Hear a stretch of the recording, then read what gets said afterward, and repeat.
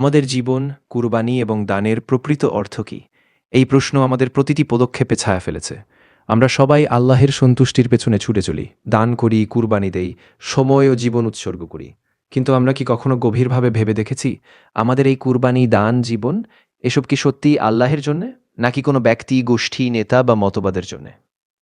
কোরআনে আল্লাহ বলেছেন, তাদের গোশত ও রক্ত আল্লাহের কাছে পৌঁছায় না, বরং তোমাদের তাকওয়াই তার কাছে পৌঁছায়।